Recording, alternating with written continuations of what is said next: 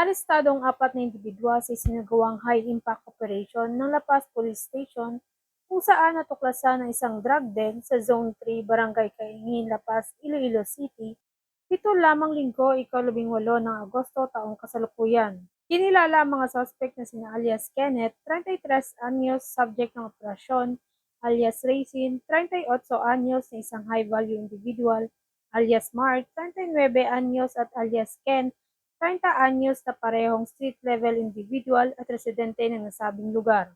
Ayon kay Police Captain Marlon Perez, hepe ng La Paz Police Station, ipinahayag niya na mahigit isang linggo ang kanilang isinagawang pagmamanman laban sa mga sospek. Nakuha sa kanilang pag-aari ang 5 sachet na pinaghihinalaang shabu, kasama na ang buy-bust item at 4,500 na buy-bust money.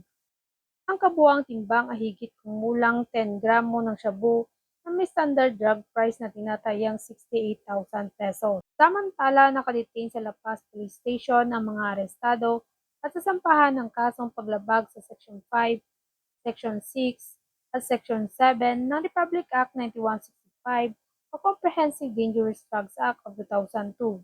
Patuloy ang pagsusumikap ng Iloilo City PNP na matigil ang ganitong operasyon ng ilegal na droga upang mapanatili ang katahimikan sa buong Western Visayas. Mula rito sa Police Regional Office 6, ako ang inyong Police News Network Correspondent, Patrolwoman Riza Valencia, alagad ng batas, tagataguyod ng Balitang Pulis.